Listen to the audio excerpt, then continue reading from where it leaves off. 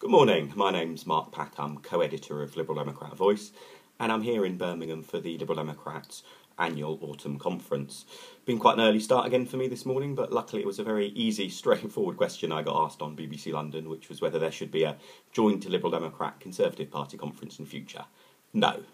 So, on to what happened yesterday. We had a keynote speech from Danny Alexander, Chief Secretary of the Treasury, which went down very well, particularly because he echoed themes he's made in his previous speeches to conference about the importance, and indeed the government's actual plans, to put more effort into cracking down on tax avoidance and tax evasion from the very richest people in society. And he also laid out the intention to employ around 2,500 extra people at HMRC to concentrate on that task in particular. We also had a big keynote speech from Party President Tim Farron, which went down extremely well with conference. He very much talked up the party's differences from the Conservatives and how the coalition was a temporary marriage of convenience rather than a permanent arrangement. We do seem to have fallen into a slightly weird world where almost any talk about relations with the Tories gets twisted into some sort of often quite convoluted marriage metaphor. But as far as Tim is concerned, marriage of convenience, not marriage for life.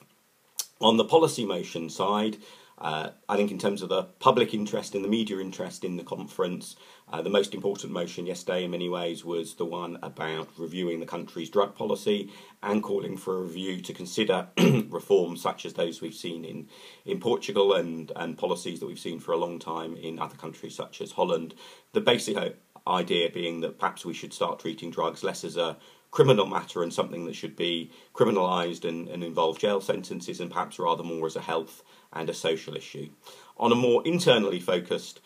matter, there was also a motion passed yesterday morning that was quite critical of the security checking processes that have been put in place for this conference. There was a more critical amendment and also an amendment more supportive of the processes, both of which were defeated, but the motion that was passed in the end was still pretty critical of the processes, and I think there's an understanding from people on all sides of the debate that things will need to be different in future. The agenda for today, for Monday, it's got a couple of keynote speeches again from Ed Davey and Norman Baker, two of the lesser known, I guess, Liberal Democrat ministers in terms of their media profile, but also two of the Liberal Democrat ministers who get some of the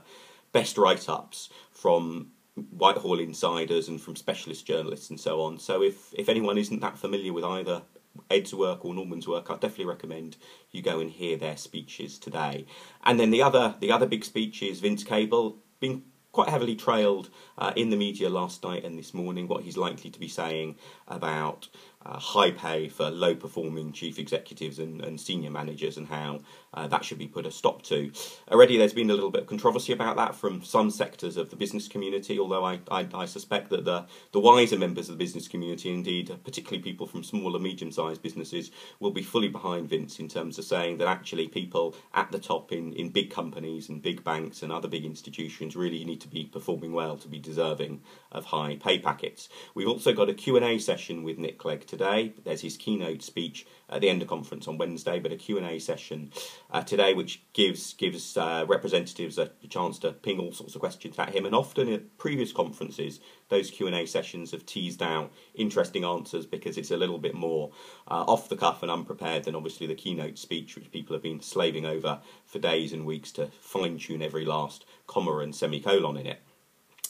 On the motions front, I have two that particularly are likely to be of interest. One is on phone hacking and the whole fallout from that in terms of media regulation and how journalism in the UK should be run. And this afternoon there's a debate on a digital policy paper.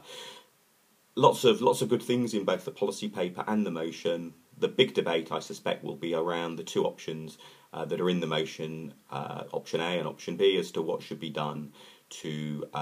deal with or to respond to online piracy, and how much of the Digital Economy Act and its very draconian approach to online piracy, how much of the Digital Economy Act should be repealed. I suspect that vote between option A and option B is likely to be the closest vote through the day in conference, but you never know, may get it wrong. If I do get it wrong, I'll come back and let you know in my next video rounding up today.